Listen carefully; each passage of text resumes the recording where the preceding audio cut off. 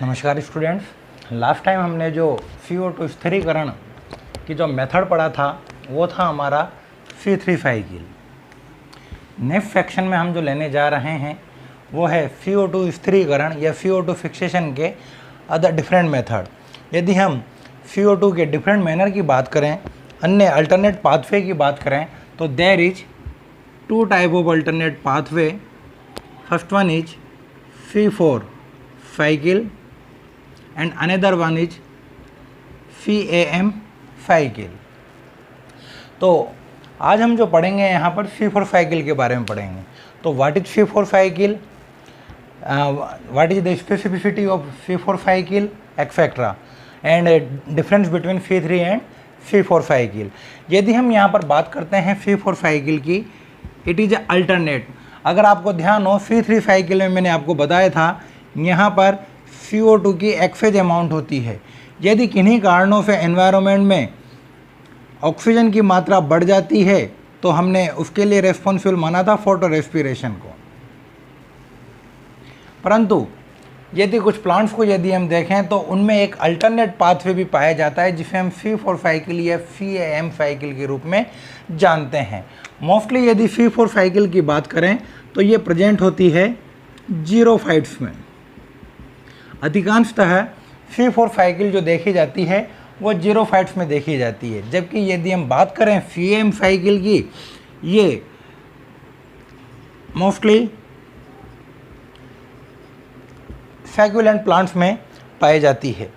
सैकुलेंट plants यानी मैंने पहले भी कहा था आपसे, सरस पादपों में, यानी जीरोफाइट्स तो हैं परंतु वह किस प्रकार के हैं, सरस पादप हैं, माफलोदभिद हैं। तो जीरोफाइट्स में C4 साइकिल, और यदि हम यहाँ पर कहें सैकुलेंट प्लांट्स में CAM साइकिल। C4 साइकिल जिन जीरोफाइट्स में पाई जाती है उन्हें हम C4 प्लांट्स कहते हैं। दूसरी ओर वे सैकुलेंट्स जिनमें CAM साइकिल पाई जाती है उन्हें हम CAM crassulacean acid metabolism, crassulacean acid metabolism सबसे पहले जो डिस्कवर किया गया और जो सबसे अधिक पाई जाती है वो क्रेसुलिएसी फैमिली में पाई जाती है, अतः इसे क्रेसुलियन एसिड मेटाबॉलिज्म साइकिल भी कहते हैं। ओके, तो यहाँ पर दूसरी तरफ और देखें, C4 प्लांट्स में मोस्टली ये 19 फैमिलीज में पाई जाती है। उनमें से 2 मोनोकोट वाली फैमिली हैं और बाकी 17 जो हैं वो डाइकोट वाली फैमिली है। तो हम विस्तार से अध्ययन करते हैं C4 प्लांट्स का और C4 साइकिल का। तो देखिएगा बेटा,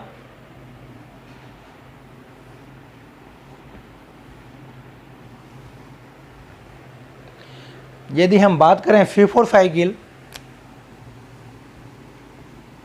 इसे हम 2 चरणों में अध्ययन करेंगे C4 साइकिल का। पहले चरण में हम जो लेंगे वो है आपके C4 प्लांट्स की एनाटॉमी। इनमें एक डिफर टाइप की एनाटॉमी पाई जाती है। इस एनाटॉमी को हम यहाँ पर कहते हैं क्रेंज एनाटॉमी। तो C4 साइकिल क्या है? इस C4 साइकिल को हम यहाँ पर एक और नाम से जानते हैं जिसे कहा जाता है DCA cycle, dicarboxylic acid cycle. तो C4 साइकिल क्या है उसके बारे में हम थोड़ा सा अध्ययन करते हैं। उससे पहले इसके थोड़ा इंट्रोडक्टरी पार्ट लेते हैं। C4 साइकिल की अगर हम बात करें तो फर्स्टली ऑब्जर्व्ड बाय कोट्सचेक व हार्ट, ये 2 साइंटिस्ट थे जिन्होंने सबसे पहले इसका इसे ऑब्जर्व किया। ऑब्जर्व किस प्लांट में किया, ये आपके कई बार क्वेश्चन पूछा जा चुका है, वो है गन्ने में, शुगर केन।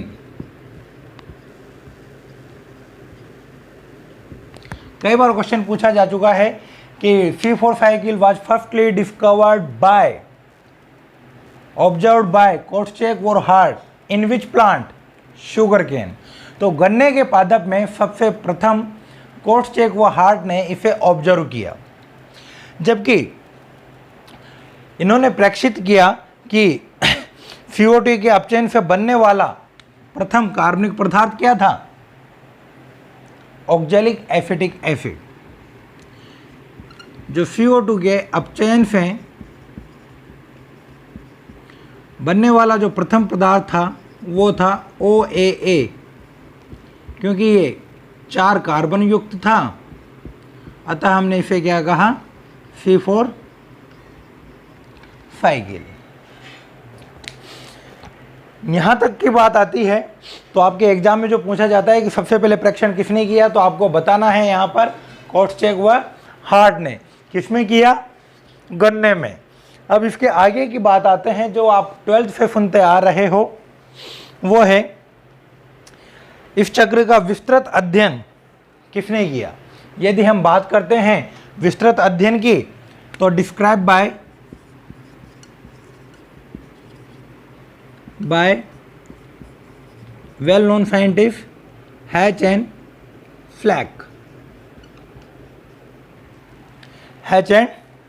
फ्लैक। तो इस चक्र का यानी C4 चक्र का जो विस्तार से वर्णन है वो किन साइंटिस्टों ने किया?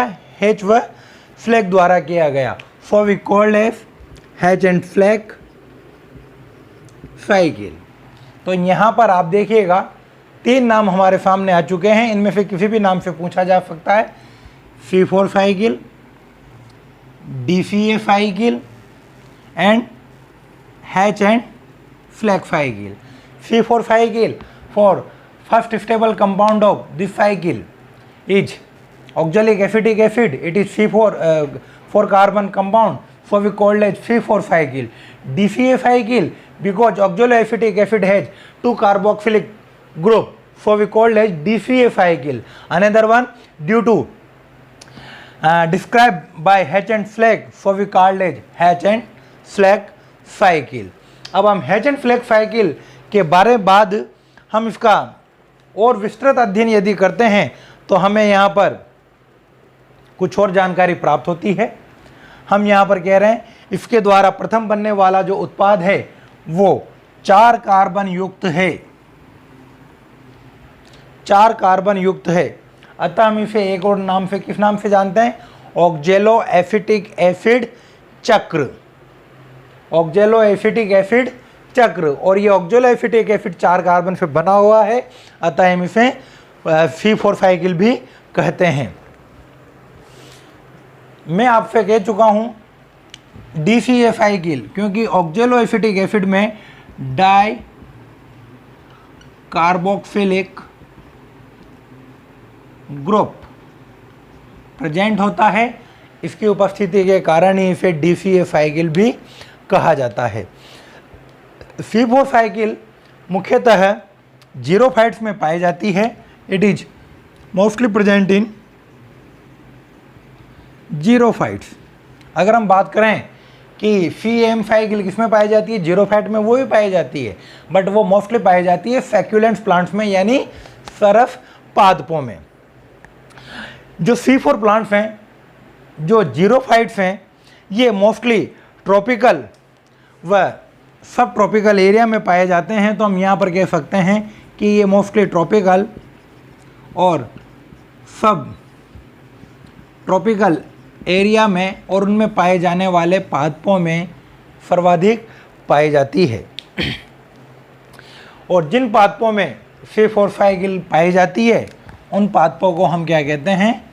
C4 plant.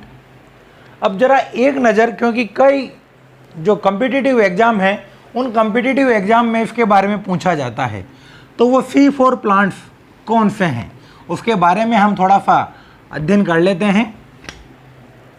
C4 प्लांट्स, यदि बात करते हैं हम C4 प्लांट्स की, तो C4 प्लांट्स कौन कौन से हैं? बात करें हम मोनोकोट। मोनोकोट में जब बात आती है तो आपको ज़्यादा ध्यान रखने की आवश्यकता नहीं है, आपको सीधा सा याद रखना है ज्वार, बाजरा, मक्का, गन्ना।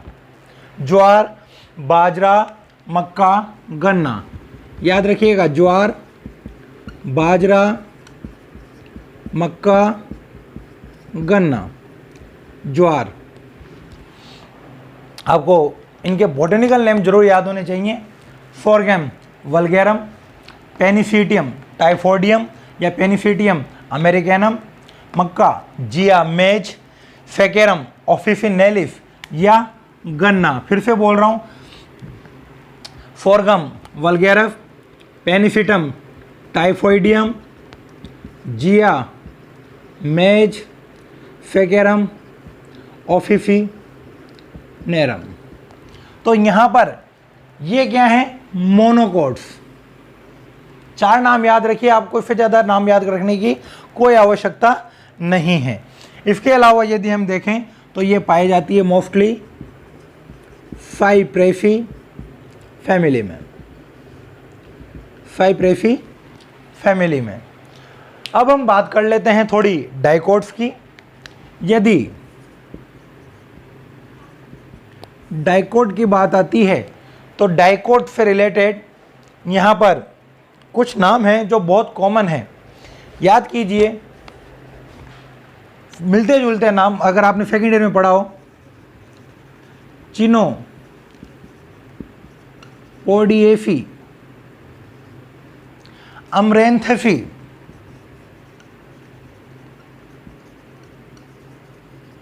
अमरेंथेफी, यूफोरबिएफी,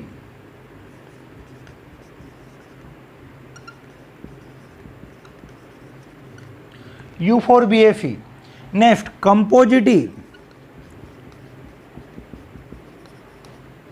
कंपोजिटी। नेक्स्ट एंजोइफी,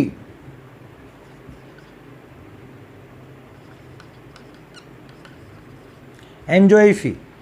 तो इस तरह से ये फैमिलीज हैं। इन फैमिलीज में C4 प्लांट्स पाए जाते हैं, सॉरी C4 साइकिल पाई जाती है। याद रखिएगा, चिनोपोडिएफी जिसमें आपका बथुआ आता है, अमरेंथेफी, यूफोरबिएफी, यूफोरबिया हिल्टा एक्सेट्रा, कंपोजिटी और कंपोजिटी के बाद एंजोइफी। तो ये सारे के सारे प्लांट्स इसके अंतर्गत आते हैं। अब यदि हम यहाँ पर देखें तो लगभग 1000 पादपों में अब तक C4 साइकिल देखी गई है, या हम कहें लगभग 1000 C4 प्लांट्स का अध्ययन किया जा चुका है, जिनमें से यदि हम देखें तो 2 मोनोकोट फैमिली से संबंधित हैं, शेष 17 जो हैं वो डाइकोट फैमिली से रिलेटेड है। अर्थात these 1000 plants are belong to 12 + 17 = 19 families. ये किससे संबंधित हैं? इन 19 फैमिलीज से संबंधित हैं। तो C4 चक्र का हम अध्ययन करें उससे पहले हम यहाँ पर C4 पादपों में पाए जाने वाली एक विशेष प्रकार की एनाटॉमी का अध्ययन करेंगे, जिसे हम कहते हैं क्रेंच एनाटॉमी। C4 पादपों में एक विशेष प्रकार की एनाटॉमी पाई जाती है जिसे क्रेंच एनाटॉमी कहते हैं। इस क्रेंच एनाटॉमी के बारे में जानें, उसके बाद हम C4 प्लांट्स देखेंगे। तो व्हाट इज क्रेंच एनाटॉमी? देखिएगा, हम बात कर रहे हैं क्रेंच एनाटॉमी की। क्रेंच एनाटॉमी, क्रेंच, क्रेंच का सीधा सा अर्थ है यहाँ पर मालाकार। मालाकार, जिस प्रकार से आपकी एक माला होती है उस प्रकार से इसकी एनाटॉमी बनी होती है। तो हमने यहाँ पर कहा क्रेंच एनाटॉमी। क्रेंच एनाटॉमी की बात यदि हम करते हैं तो हम यहाँ पर थोड़ा सा इसे देखें। क्रेंच एनाटॉमी मुख्यतः अगर आप इसे देखेंगे तो बहुत ही सिंपल सी एनाटॉमी यहाँ पर पाई जाएगी। यहाँ सेंटर में पाया जाता है वेस्कुलर सिस्टम, इसके चारों ओर बंडल शीथ प्रेजेंट होती है। इट इज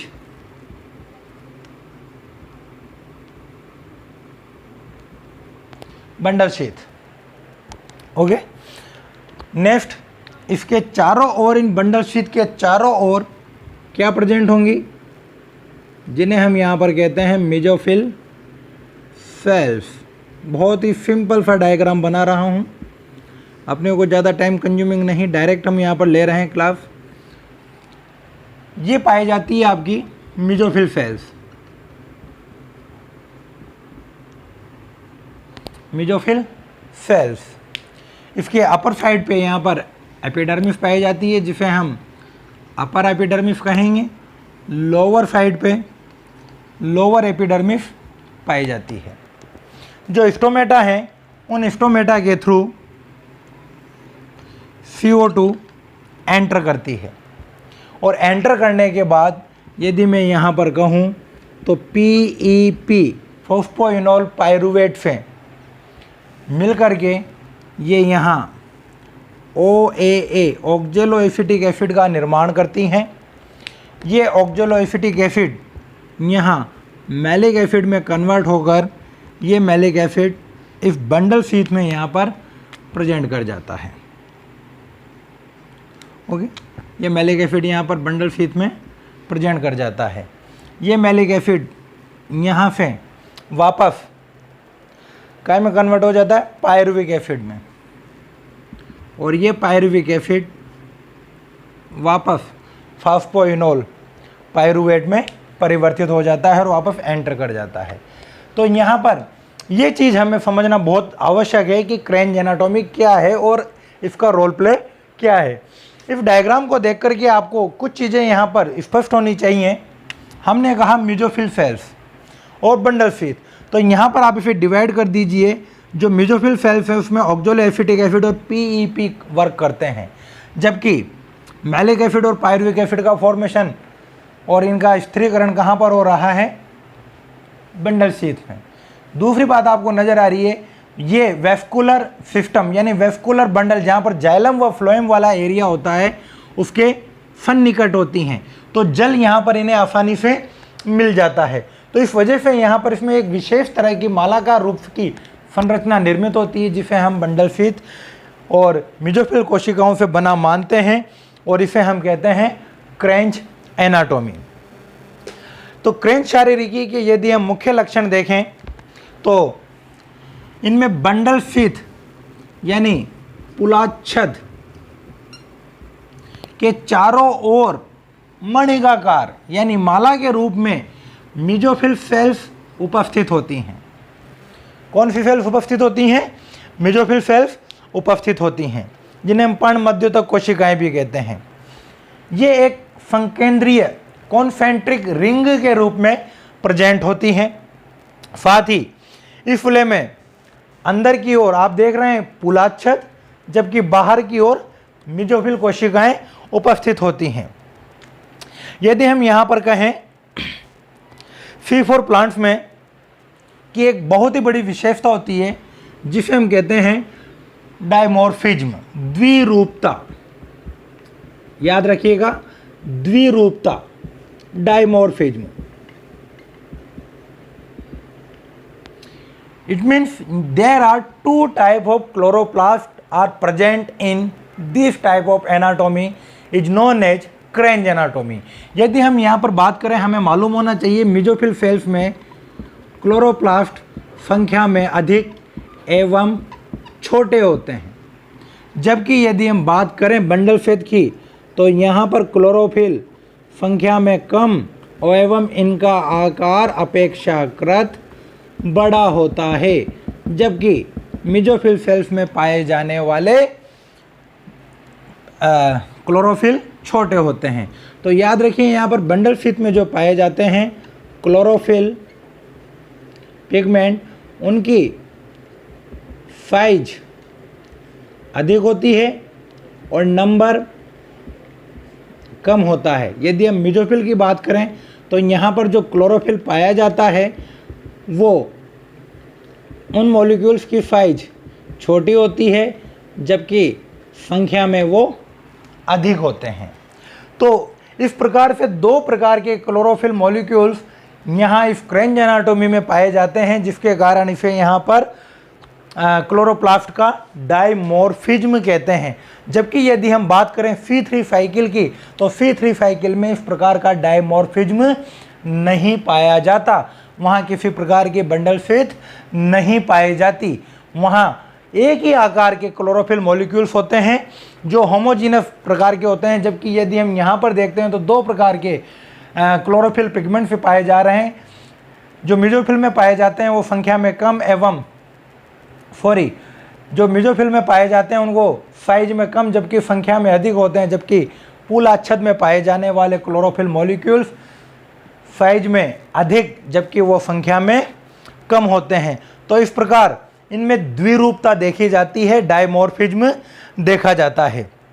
यदि साथ ही इसकी बात करें तो यहाँ पर यदि मेसोफिल के क्लोरोफिल पिगमेंट्स की बात करें तो इनके ग्रेना और इंटरग्रेना अति विकसित प्रकार के होते हैं, जबकि यहाँ पर अगर हम बात करें तो इनके ग्रेना और इंटरग्रेना अल्प विकसित प्रकार के होते हैं। यानी ग्रेना और इंटरग्रेना मेसोफिल सेल्स के विकसित प्रकार के, जबकि बंडल शीथ के अल्प विकसित प्रकार के होते हैं। पर्णमध्योतक की कोशिकाओं में आप देख रहे हो यहाँ पर pyruvic acid PVP carboxylase enzyme उपस्थित होता है, जबकि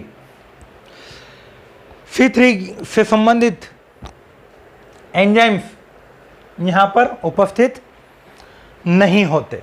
अर्थात हम यहाँ पर कह सकते हैं कि यहाँ पर C4 से संबंधित एंजाइम्स उपस्थित होते हैं पीपी कार्बोक्सिलेज, जबकि C3 से संबंधित यहाँ पर एंजाइम उपस्थित नहीं होते। दूसरी ओर यदि हम यहाँ पर कहें, यदि बात करें हम बंडल शीथ की, तो यहाँ से जो एक और CO2 मॉलिक्यूल निकलता है, अर्थात बंडल शीथ में C3 से संबंधित एंजाइम भी पाए जाते हैं। यहाँ पर याद रखना है आपको, C3 से संबंधित एंजाइम कहाँ पाए जाते हैं? पूलाच्छद में, जबकि मेसोफिल सेल्स में इस तरह के पादपों में C4 साइकिल से संबंधित एंजाइम ही पाए जाते हैं। तो ये यहाँ पर इस प्रकार की जो एनाटॉमी होती है वो एनाटॉमी आपकी क्रेंज एनाटॉमी कहलाती है। अगर बात करते हैं हम यहाँ पर बंडल शीथ की, तो बंडल शीथ में स्टार्च कम मात्रा में उपस्थित होती है। साथ ही C4 पादपों में यदि एक बहुत ही इंपॉर्टेंट मैकेनिज्म देखा जाए, कई बार क्वेश्चन आता है, C4 पादपों में फोटो रेस्पिरेशन नहीं होता। इसी वजह से हम यहाँ पर कह सकते हैं ये अधिक दक्ष पादप कहलाते हैं। फोटो रेस्पिरेशन नहीं होता तो यहाँ पर रेट ऑफ फोटोसिंथेसिस डाउन नहीं होती और ये अत्यधिक तापमान में भी ये रह सकते हैं। तो हम यहाँ पर कह सकते हैं कि C4 पादप में, यानी जिन पादपों में क्रेंज एनाटॉमी पाई जाती है उन पादपों में